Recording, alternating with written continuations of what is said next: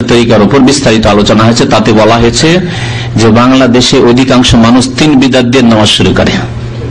3 বিদআত দিয়ে, সুন্নাত দিয়ে শুরু করেন না, এক তো বিদআত দিয়ে, আবার এক বিদআত না, 1 2 3, হ্যাঁ, বিদআতের বেড়া আর বেড়া, প্রাচীর আর প্রাচীর। কেমন করে কবুল হবে? যেখানে নবী সাল্লাল্লাহু আলাইহি ওয়াসাল্লাম বলছেন যে মান আমিলা আমালান লাইসা আলাইহি আমরুনা ফাহুয়া রাদ্দুন, মায়াস রাদিয়াল্লাহু তাআলা হাদিস বর্ণনা করেছেন যে যেই ব্যক্তি এমন কোন আমল করবে যেটি নবী সাল্লাল্লাহু আলাইহি ওয়াসাল্লামের তরিকায় নয়, সেটি হচ্ছে প্রত্যাখ্যাত মরদুদ।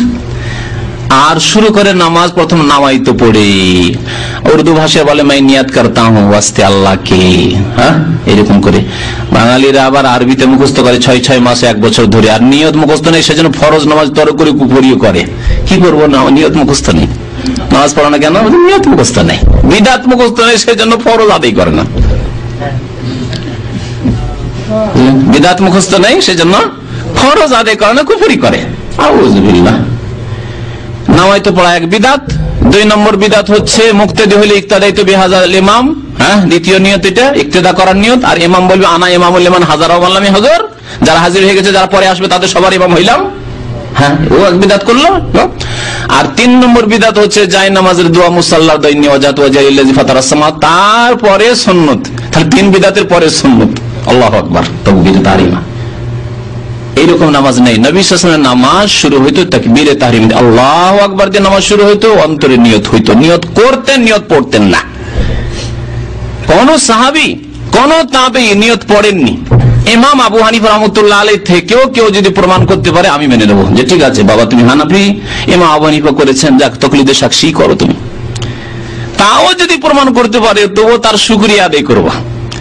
আমি বিশেষ করে আলেম সমাজকে বলছি, বিদাতি আলেম সমাজকে, যে ইমাম আবু হানিফা থেকে প্রমাণ করে দেন যে কালা আবু হানিফা ইয়াতালাফাজুন নিয়া, মুসল্লি নিয়ত পড়বে, এই কথা ইমাম আবু হানিফা বলেছেন, ইমাম শাফি বলেছেন, মালিক বলেছেন, আহমদ বলেছেন, 4 ইমাম, কোন ইমাম বলেননি। তাহলে কোন শরীয়তের উপর আছেন? কোন নামাজ পড়ছেন? না নবী সাল্লাল্লাহু আলাইহি ওয়াসাল্লাম নামাজ হইল, না হানাফি নামাজ হইল, না শাফি নামাজ হইল, না মালিকি নামাজ হইল, না হাম্বলি নামাজ হইল, ডুপ্লিকেট হানাফি নামাজ হইল। জালিয়াতি, মাযহাবের নামে জালিয়াতি, খবরদার এরকম কাজ করবেন না। তারপরে ইন্নী ওয়াজহাতু ওয়াজহিয়া সম্পর্কে বলেছি, হাদিস পড়ে, 2টি হাদিস মুসলিম শরীফে রয়েছে। নবী সাল্লাল্লাহু আলাইহি ওয়াসাল্লাম ইন্নী ওয়াজহাতু পড়তেন কখনো কখনো কোনখানে?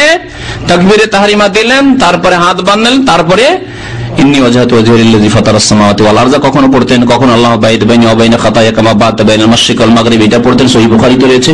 কখনো পড়তেন সুবহানাকা আল্লাহুম্মা ওয়া বিহামদিকা ওয়া তাবারাকা ইসমুকা ওয়া তাআলা জাদ্দুকা ওয়া লা ইলাহা গায়রুকা। এটি শুধু মুখস্থ আছে, আর ওগুলো মুখস্থ নেই। আর যদি ওয়াজহাত মুখস্থ আছে কিন্তু বিদআতি তরিকায় মুখস্থ, মানে বিদআতি জায়গায় পড়বো, মুশকিল এখানে। তারপরে নবী সাল্লাল্লাহু আলাইহি ওয়াসাল্লাম এই সানাগুলি, বিভিন্ন সানাগুলি পড়ে বা বিভিন্ন ইস্তেফতার দোয়াগুলি পড়ে, তারপরে সূরা ফাতিহা, আউযু বিল্লাহি মিনাশ শাইতানির বিসমিল্লাহির রহমানির রহিম, তারপর সূরা ফাতিহা পড়তেন। এটি হচ্ছে সুন্নতি তরিকা নামাজে। তাকবীর দিয়ে শুরু হবে আর সালামে শেষ হবে। মিফতাহুস সালাতিত তাহুর ওয়া তাহরিমুহাত তাকবীর ওয়া তাহলিলুহাত তাসলিম। নামাজের চাবি হচ্ছে তাহারাত, পবিত্রতা, ওযু, গোসল যদি গোসল ফরজ থাকে। আর তাহরিমা হচ্ছে মানে শুরু করছেন আপনি কি দিয়ে? তাকবীর দিয়ে, আল্লাহু আকবার দিয়ে, ওয়া তাহলিলুহা তাসলিম। আর সবকিছু হালাল, দুনিয়ার কাজ কথা হালাল হয়ে যাবে। সালাম ফিরলে এখন চলে যেতে পারেন, কাজ থাকলে চলে যেতে পারেন। এই দিয়ে নামাজ শেষ। যে ইবাদত করবেন সেই ইবাদত যেন রাসূলুল্লাহ সাল্লাল্লাহু আলাইহি ওয়াসাল্লামের তরিকায় হয়। এই তরিকায় ক্ষেত্রে আমরা অনেকটাই দুর্বল।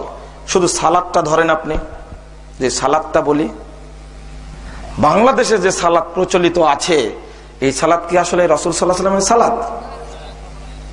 অথচ আল্লাহ নবী শর্ত করছেন, সহিহ বুখারী 631 নম্বর হাদিস, প্রথম খণ্ডের 88 পৃষ্ঠা, মূল বুখারী, সল্লু কামা রাআইতুমুনি উসাল্লি, ওইভাবেই সালাত আদায় করো যেভাবে আমাকে সালাত আদায় করতে দেখছো।